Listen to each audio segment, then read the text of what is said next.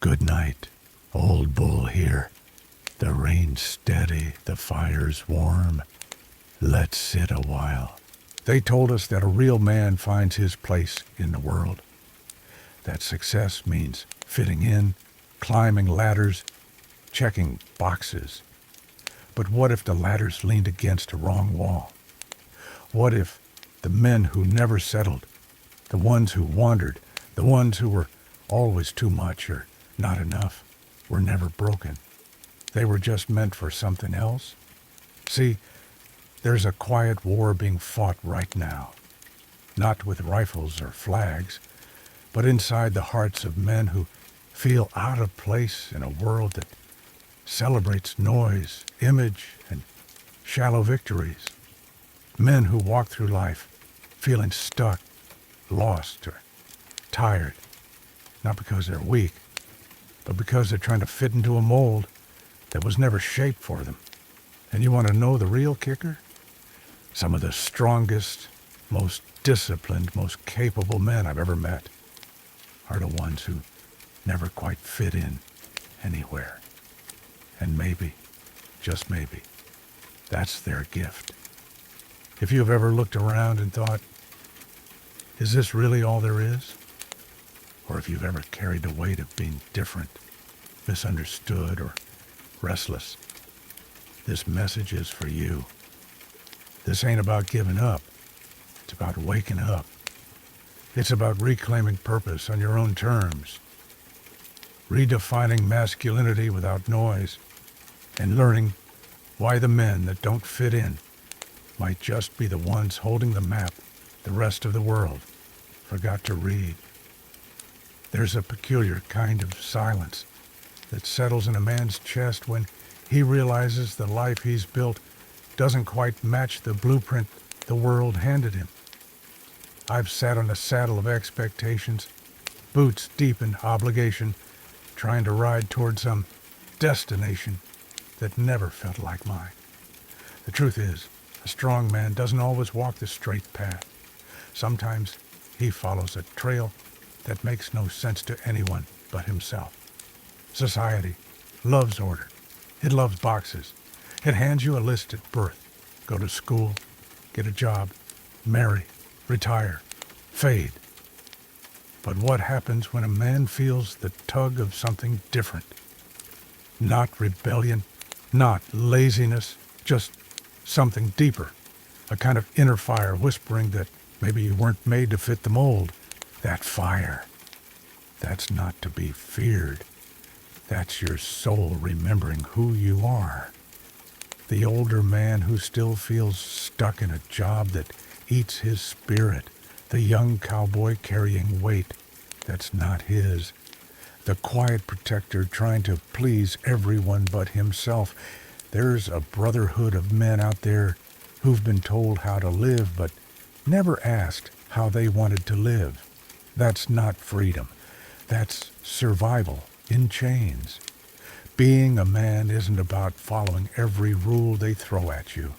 It's about standing firm in who you are, even if it means walking alone through the forest with only your convictions and a rusty knife in your belt. I've met men who look successful on paper, nice truck, full bank account, polished gear, but you could see the emptiness behind their eyes. They'd traded meaning for acceptance. Their masculinity was for show, not rooted in purpose. Being a good man, a real man, doesn't come from how well you perform for the crowd. It comes from how quietly and consistently you carry your scars without needing applause. That's the quiet strength of a stoic man, the kind who doesn't need the world's validation to feel whole. He gets up, not because the world told him to, but because he told himself he would. You want to talk about responsibility? Let's talk about the responsibility of being yourself, of saying no when it's easier to nod along, of turning down that promotion if it costs your peace, of packing your gear, lighting a pipe under the mountain air, and deciding, just for today, that you live by your own rhythm. That doesn't make you selfish. That makes you brave. Because it takes courage to defy the noise and embrace your own silence. It takes discipline to walk away from a life that makes you tired, burned out, and angry, and start over without a map. Maybe you felt it too, that quiet pain when you're surrounded by people, but feel alone. The regret of knowing you've built a life around other people's dreams. The doubt that creeps in when your path doesn't look like theirs. Let me tell you something I've learned around 100 campfires. You don't owe anyone a version of you that makes them comfortable. You are not put on this earth to impress a boardroom or chase a title you don't believe in. Your identity, your manhood, your legacy, they're not measured in trophies, but in truth. And the truth is, you'll never find peace trying to fit into a place you were never meant to be. The older I get, the more I start to question what they sold us as success. That image of the man in the tailored suit, racing through traffic in a luxury car, phone pressed to his ear, talking about deals, numbers, and deadlines.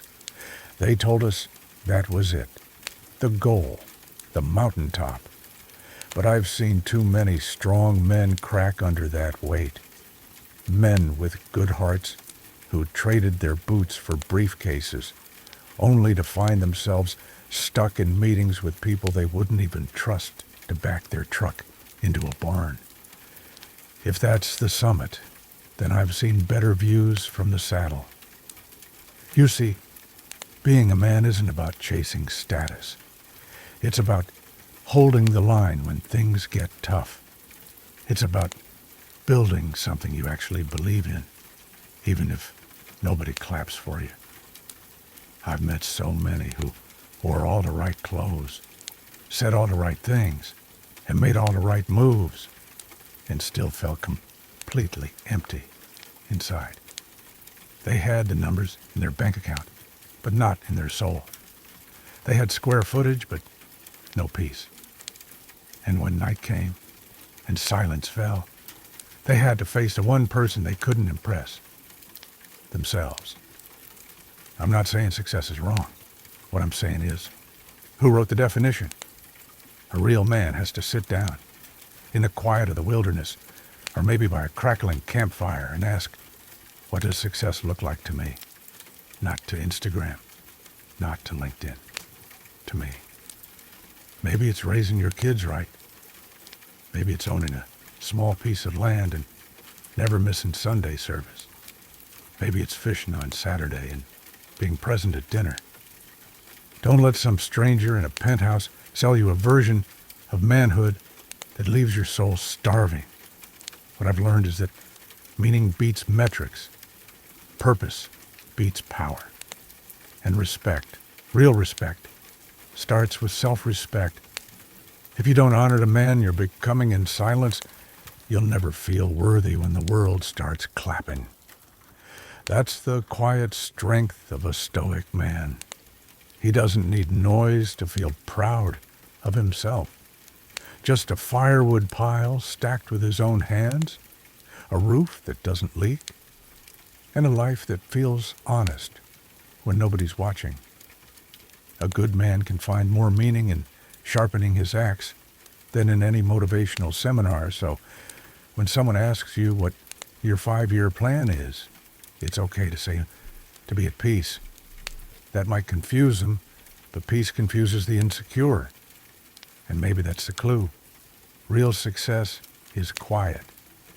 Real success has calloused hands, steady eyes, and doesn't need applause. And just maybe, when we stop chasing what they told us we're supposed to want, we finally start building what we were born to live. Which brings me to something deeper than plans and schedules. Some folks spend their whole lives sprinting toward a finish line that doesn't even exist. They're always reaching, always climbing, always looking for that final stamp that says, you've made it. But what if there is no final stamp? What if the point was never the destination at all, but the dust on your boots, the scars on your hands, and the stories you gather along the way? The older I get, the more I believe that the journey is the destination. It's the ride in the truck with the windows down, not the trophy on the shelf. Manhood isn't a single victory. It's 1,000 quiet victories no one ever sees. It's waking up one more morning when your body's tired and your heart is heavy. It's fixing that fence you've patched 100 times. It's not quitting, even when the weight of regret tries to anchor your soul. Being a real man isn't about reaching the summit. It's about how many men you help climb along the way. It's about sitting by a campfire with your brother and knowing you'd go through hell for each other if it came to that. We've been sold the idea that life should look like a perfectly drawn map. Step 1, Step 2, retirement at 65, cruise ships and golf clubs. But most good men I know had lives that looked more like wandering trails through forest and storm, with detours, breakdowns, and hard-earned joy. That wandering, that's not failure. That's living. Life's not meant to be a straight line. It's a winding river, and the current doesn't care about your schedule. So either you fight it till you drown, or you learn to flow with it and find meaning in the bends. When I was younger, I used to get real frustrated about not getting there. I'd look around and wonder why other men had more money, more recognition, more control. But with time and a few busted knuckles, I came to see that the richest life isn't the one with the most stuff. It's the one where you showed up, where you stood firm when it counted, protected the ones you loved, and stayed true to your word. That's the legacy that matters. Not the plaques, not the followers. Just the quiet strength of knowing you didn't quit when it got hard. So here's what I believe now. Stop looking for the end point. Take in the mountain air, smell the pipe smoke curling under the stars, and let the journey be the reward. You'll never regret the miles you walked with purpose, but you might regret the years you spent chasing things that never filled the emptiness inside. Because once you understand that life isn't about getting somewhere, it's about being someone, you'll stop rushing and start living. And that shift, that opens the door to something even more powerful. They don't carve their names into buildings or collect trophies on a mantle. The pioneers I'm talking about never saw their names in headlines, and they didn't care to. These men weren't chasing fame. They were chasing something you can't quite touch, the raw pull of the unknown. They were the ones who crossed rivers without maps, climbed hills with no promise of reward, and stared into the horizon because their spirit couldn't stand still. These weren't men guided by applause. They were guided by something deeper, an inner fire, a wilderness instinct that said, keep going. There's something over that ridge. We forget that before there was ever a trail, someone had to take the first step through brush and bramble. These were the men who walked without knowing if the ground beneath them would hold.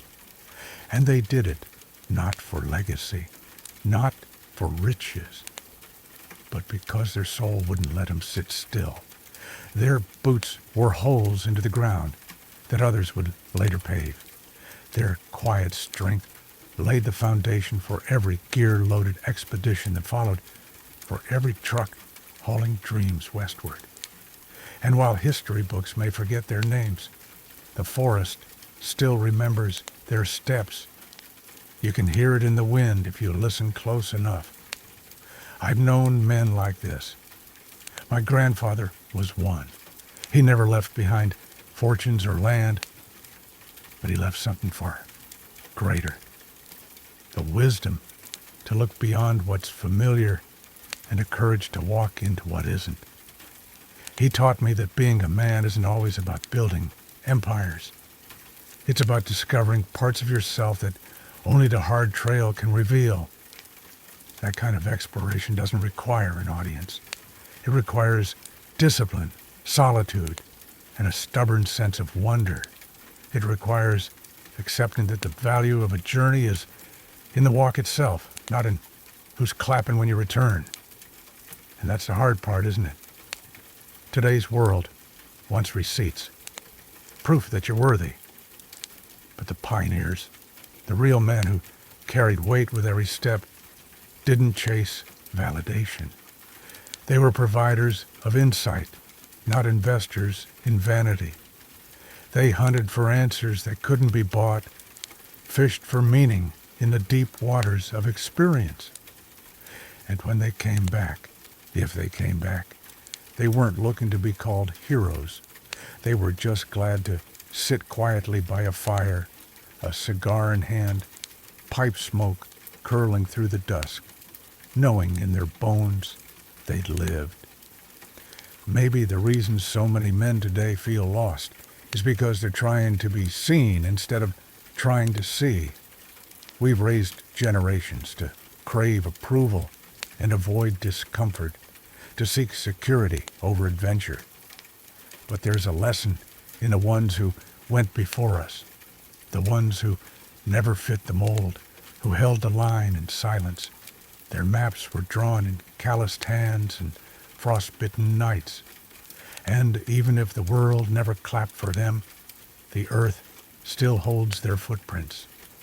Their stories continue, not in books, but in the souls of those who carry the same restlessness in their chest, which brings us to something deeper still. How knowing who you are can be the most powerful compass of all. Some men are born with a kind of fire inside that just won't let them sit still in someone else's mold. I've spent most of my life learning to trust that fire, even when the world around me called it reckless, wild, or foolish.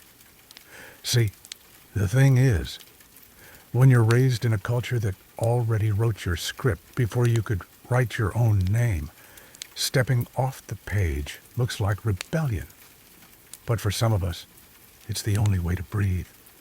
There comes a time when a man has to decide who he is, not who he's supposed to be. And when that time comes, you don't ask for permission. I remember being a young woman in church, buttoned up and cleaned up, trying to feel holy in a suit that fit my shoulders, but not my soul. I memorized verses. I said the right things. I knew how to blend in. And that was the problem.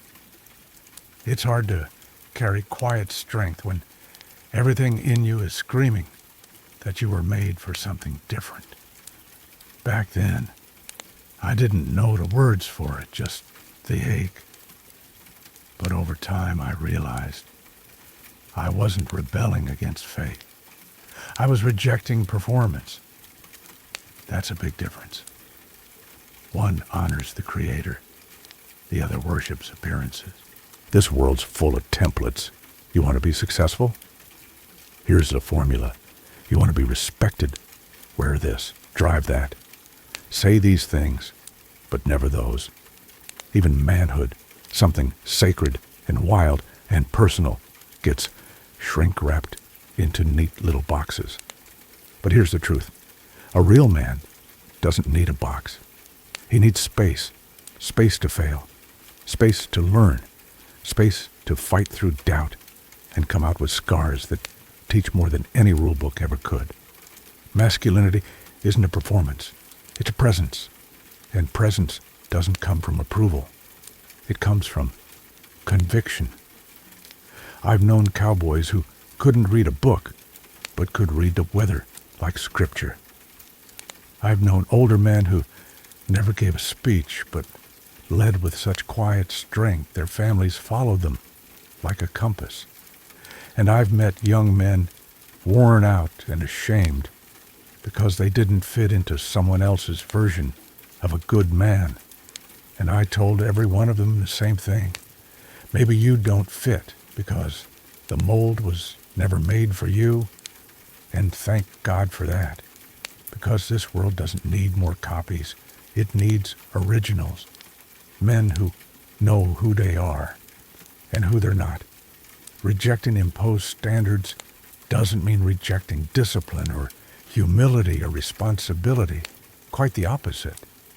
It takes more strength of character to walk away from fake expectations than it does to meet them. It takes inner fire to say, no, I won't fake it anymore. I won't climb someone else's ladder just to find there's nothing at the top. There's a different kind of man rising now. He doesn't shout to be heard. He listens. He doesn't chase status. He chases truth. He doesn't wear his legacy on his sleeve. He builds it with his hands. You'll find him on the horse trail with pipe smoke on his breath, axe on his hip, and a quiet sense of peace in his chest that no applause could ever give him. And you know what? That kind of man scares the system because he's not easily controlled. He's not easily sold to. He's not looking for validation. He's too busy carrying weight. Not for show, but because it's his role. He's a protector, a provider, a man who hunts not just for food, but for meaning, who walks into the forest not to get lost, but to find what was buried under noise and pressure and fake smiles. That man's not lost. He's refining his identity in solitude, away from the spotlight. And when he speaks, people listen. I won't lie. Choosing your own identity comes with scars. You'll be misunderstood, maybe even mocked. Some people will say you've changed. Others will say you're wrong. But when you lay your head down at night with the smell of firewood still on your clothes and the sound of your own heart steady in your chest, you'll know you're not living anyone else's life but your own. And there's no peace like that. It's the kind of peace that makes you stand firm when the winds of expectation blow hardest. The kind that helps you get up when life knocks you down. Because you're not running on approval. You're running on purpose. I guess what I'm trying to say is this. You were never meant to fit into every room. Some doors will close. Let them. Some people will walk away. Let them. Your identity doesn't come from how many people clap when you enter. It comes from the fire that's still burning long after the crowd is gone. That's your true north. Follow it. And don't let anyone, not your past, not your church, not your job, not even your fear, tell you who you are. That voice is yours to find. And when you do, everything else will start to make sense. And maybe, just maybe, if you listen close, you'll hear it calling you beyond the next hill, the next road, the next quiet place, where the man you were always meant to be is still waiting to meet you. There's something sacred about the small choices a man makes when no one's watching. You can talk all day about identity, about purpose, about living on your own terms. But it's in the quiet, mundane moments that authenticity really shows itself.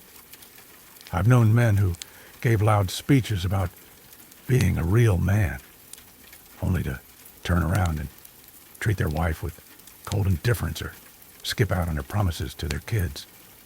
See, manhood isn't built in public. It's carved out in solitude, in the firewood you chop, the boots you lace, the trash you take out without being asked. It's not what you say. It's what you do. A lot of people think authenticity is about grand gestures. Quitting your job, moving off-grid, growing a beard, and smoking a pipe. And sure, those things have their place. But real authenticity, it's deeper. It's about making choices that align with who you are at the core, even when those choices are inconvenient or misunderstood. It's choosing to say no to a promotion if it'll cost you time with your kids. It's walking away from gossip, even if it means losing friends. It's telling the truth when a lie would make you look better. These things may not make headlines, but they build strength of character, brick by brick, day by day. I remember once, years ago, standing in front of a wall of gear I couldn't afford but wanted badly. Rifles, knives, trail packs, all the cowboy candy a man could want. And I had a credit card burning a hole in my wallet. But something in me whispered, this ain't the way. I walked out empty-handed that day. Drove home, made a cup of coffee, sat out by the fire, and watched the mountain air roll in. I don't remember most of what I bought that year, but I remember that moment, that decision, because it wasn't just about money. It was about self-respect, about being the kind of man who doesn't compromise for comfort. That's the quiet strength we don't talk enough about. The stoic man who carries weight without applause. The older man who doesn't preach, but whose life is a sermon. The cowboy who chooses boots over status, silence over bragging, pipe smoke over politics. Every decision we make, from what we consume to how we treat a stranger, is either building our legacy or eroding it. And if you're not choosing for yourself, if you're just going with the flow, you're not living, you're floating. And floating might be easy, but it'll never take you where your soul needs to go. Authenticity also means owning your contradictions. You can be a warrior and still cry at old movies. You can love cigars and still pray every night. You can chop firewood in the morning and write poetry by dusk. You don't have to shrink yourself to fit someone else's definition of masculinity. Be a man, not a mascot. We weren't made to be one-dimensional. God gave us depth for a reason. Embrace it. Let your daily life reflect your full self, not just the parts that earn you claps. The man who dares to live fully, honestly, and consistently in the small things, that man becomes unshakable. Not because he's perfect, but because he's real. And I'll tell you this, authenticity may not get you fame. It may not get you riches, but it'll get you peace. And at the end of a long road, when your boots are worn out, your gear is rusted, and your bones are tired, peace is the one thing you won't regret carrying with you. And if you're still with me, still walking, then maybe it's time we talk about something even deeper.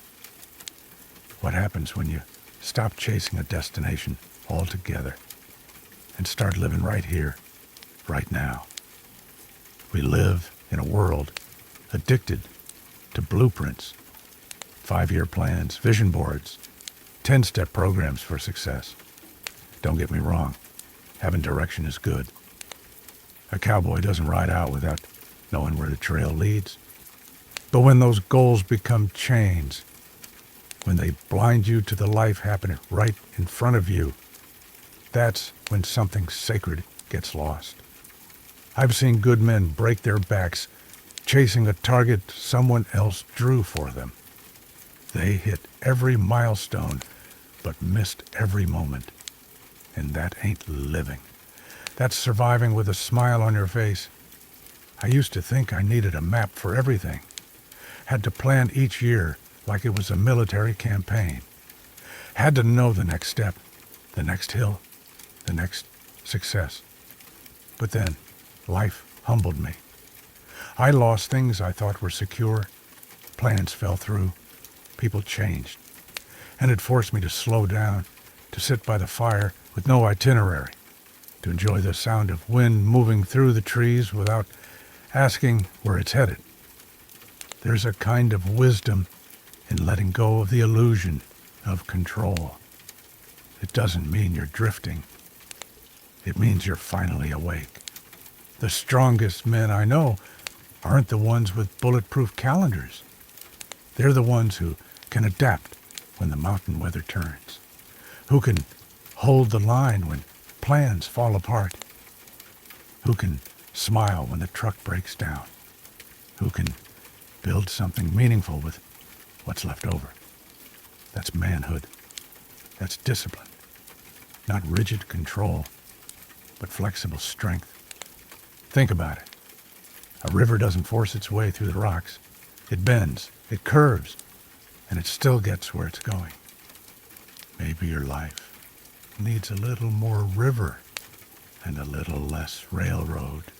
Being present doesn't mean you don't care about the future. It means you refuse to sacrifice the beauty of today for the pressure of tomorrow.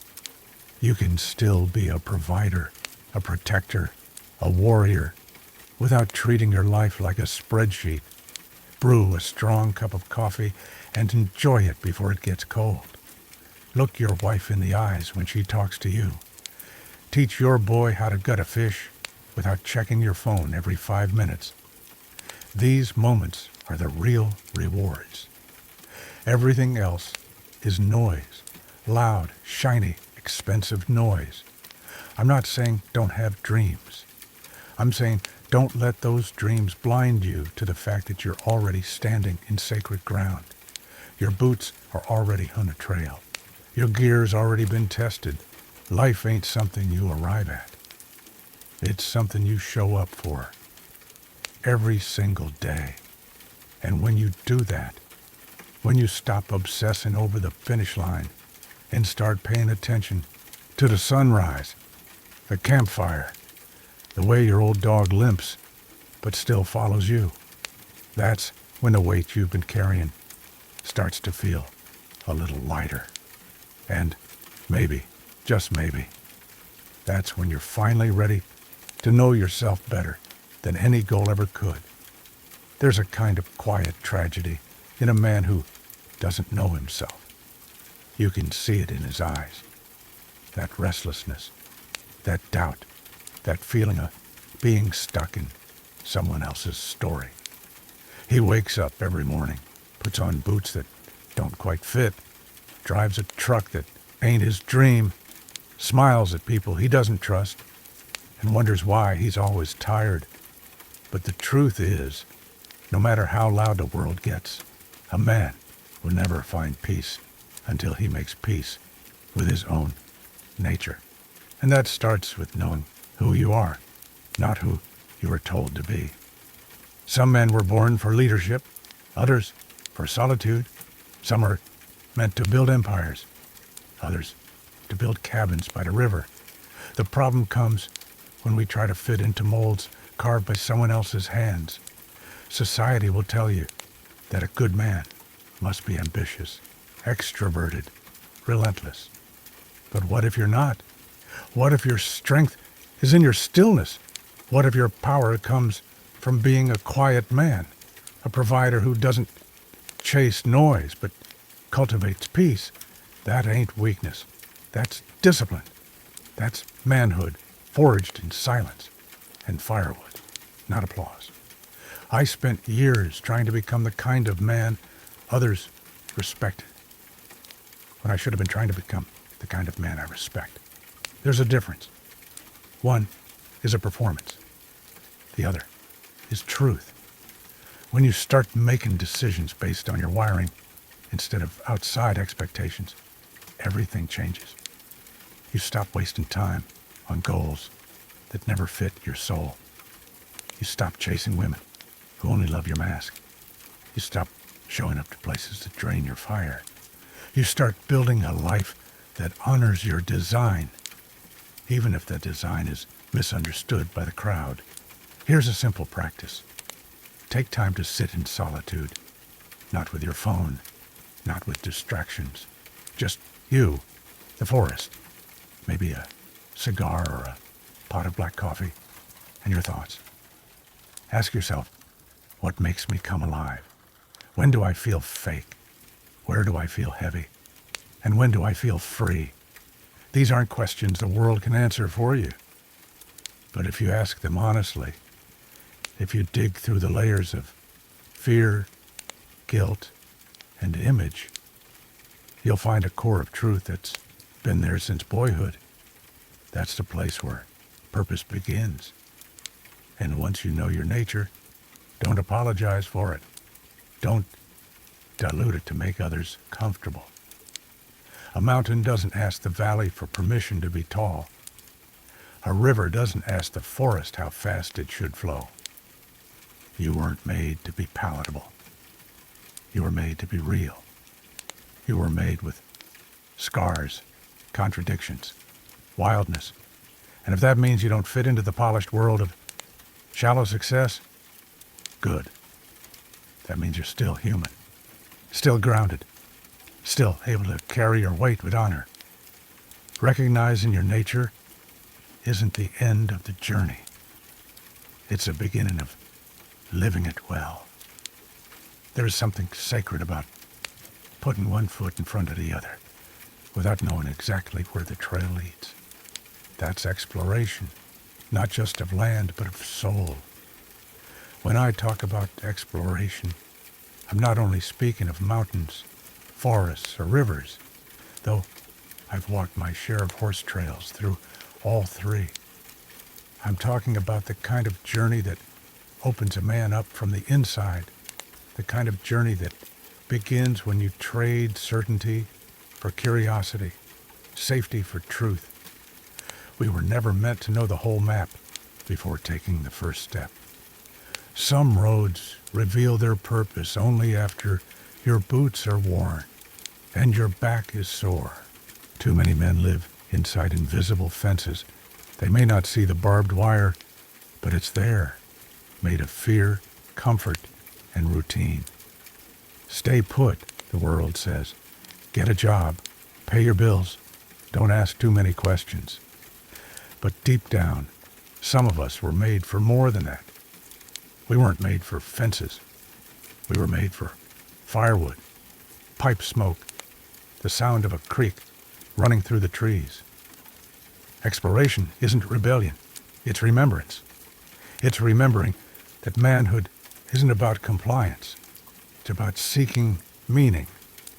Not manufactured meaning, but the kind that rises out of the wilderness when you're quiet enough to listen. I remember the first time I stepped off the beaten path, really off it. Not on vacation, not for a weekend retreat, just me, a pack, my gear, and a stretch of forest that didn't owe me anything. I learned more about myself in 2 nights under the stars than in 10 years of working in a cubicle. I learned I could survive discomfort. I learned how loud silence can be. And I learned that the strongest man in the world isn't always the one swinging an axe. It's the one willing to walk into the unknown with nothing but faith and a steady heart. That's a good man. That's a real man. Exploration also sharpens the mind like a whetstone sharpens a blade. When you're out in the wild, there's no algorithm, no app, no shortcut. You have to think. You have to observe. What's the wind telling you? What do those tracks mean? Should you cross the river now or wait till morning? That kind of decision-making is a lost art in a world full of GPS and Google. But when you're out there with just your rifle, your knife, and a trail that disappears after a mile, you become a better man, not just braver, but wiser. You learn to trust your gut, and even more important, to trust God. And let's be honest, exploration doesn't have to mean buying a plane ticket or hiking the Rockies. For some, it might mean taking a new road home, visiting a small-town diner you've never been to, starting a new craft, picking up a book by a philosopher or a theologian who challenges your views. Exploration is less about geography and more about courage. Courage to say, I don't know what's next, but I'm willing to find out. Courage to be a warrior of curiosity. Courage to stay strong when everything in your life is telling you to sit still and stay quiet. A man who explores is a man who lives fully. And that life, let me tell you, will come with blisters, with doubt, with bruises and bug bites and lost sleep. But it also comes with clarity, with perspective, with sunsets that leave you speechless, with the kind of campfire conversations that don't happen in climate-controlled living rooms. You want to feel alive? Pack light. Get out there. Find a ridge, a river, or even a stretch of road you've never walked. Let the wind hit your face and remind you that you're still here, that your bones still work, that your heart still beats for something real. Now, don't confuse exploration with escape. That's a trap. You're not running away from your responsibilities. You're running toward your identity. You're not avoiding the weight of life. You're learning how to carry it better. I've seen men who think buying a motorcycle or booking a trip to Bali will solve their emptiness. It won't. But stepping into the unknown with humility and discipline, that's different.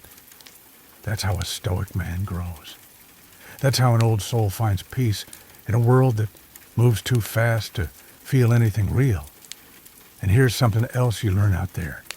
You're not alone. You may walk solo, but the wilderness will speak to you.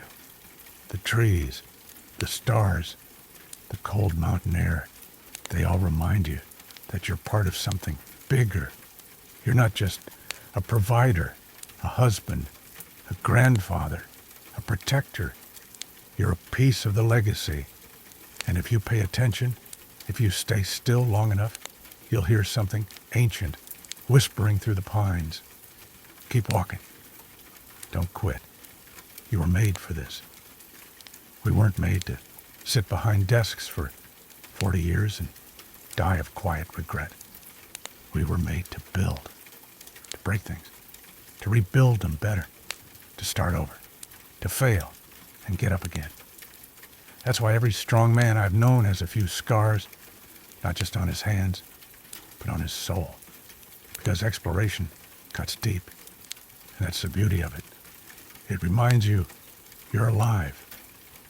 It carves out the kind of character that lasts longer than your bank account or your social status. It teaches you the strength of character, the strength of silence, the strength of just being who you are. So if you've felt stuck lately, or numb, or like something's missing, you might not need a new job. You might need a new trail, a new book, a day off the grid, a walk without a destination. Try it. Go fishing. Hunt something, even if it's just your own thoughts.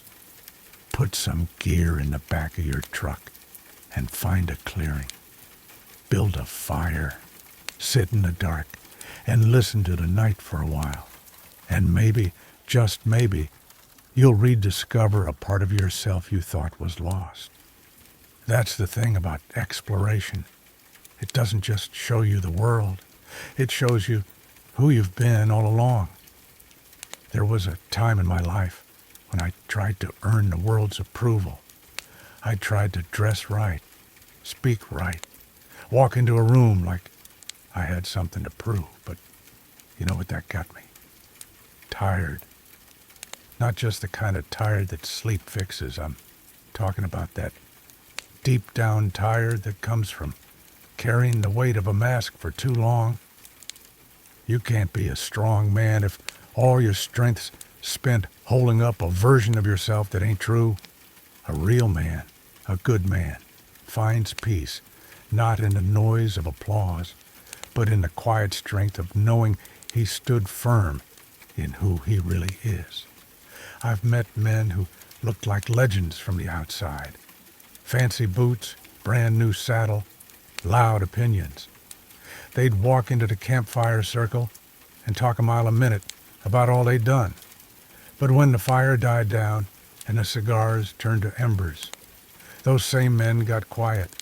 Some stared too long into the flames, like maybe they were hoping the fire would tell them who they really were. That's the thing about external recognition. It burns hot, but it burns out. Internal validation, on the other hand, that's like embers that warm your soul all night long. You either live for the crowd or you live with yourself, and you better learn which one matters more. We live in a time where everybody's posting pictures, chasing followers, building personal brands. But if you build a brand before you build character, you're just decorating a hollow shell. Doesn't matter how many folks clap when you walk in a room if you fall apart when you're alone in silence. A man doesn't need a crowd to feel whole. What he needs is integrity, doing what's right when nobody's watching. When I walk through the forest, rifle slung across my back, and feel that mountain air in my lungs, there's no camera to capture it. And that's the point. Some things are meant to be lived, not shared. Now, I'm not saying recognition is evil. It's nice to be appreciated. A father deserves his kids' respect. A husband deserves his wife's admiration. A cowboy deserves a nod after a long, honest day. But the moment we start doing things for the praise instead of because they're right, we lose something sacred. I remember chopping firewood one winter, long after sundown. No one saw it. No one thanked me. But when that fire crackled the next morning and my family was warm, that was enough. That's manhood. That's purpose. You don't need applause to validate your responsibility. And here's the truth most won't tell you. If you live for the world's recognition, you'll always feel behind. There's always a richer man, a louder man, a more admired man. And chasing that kind of recognition is like trying to rope the wind. It keeps slipping through your fingers, leaving you burned out and worn out. But when you shift your eyes inward, when you measure yourself by your own values, your own code, you'll find a peace the world can't offer. You'll stop comparing scars and start carrying weight with quiet strength. And the best part, that inner fire can't be taken from you. Not by critics, not by silence, not even by failure, because it's yours and it's real. Now that we've walked through this trail together, let me ask you something straight. What are you really chasing? Is it approval, status, a seat at a table you were never meant to sit at? Or are you ready to build a life that actually feels like yours, crafted by your own two hands, driven by your own quiet fire? If you've ever felt like you don't fit in, maybe that's not the curse, it's the call. The call to stand apart, to walk a different horse trail, to carve meaning in places others overlook. But none of this matters if you just listen and do nothing. So what are you going to do now? Keep wearing the mask, or start building the life that fits your spirit? I want to hear from you. Drop a comment below. Share your thoughts, your scars, or even just a still here. Let's build this brotherhood together. And if this message spoke to something inside you, subscribe to Old Bull's Wisdom and turn on those notifications. We've got a long road ahead. And I promise, there's wisdom by the fire every step of the way.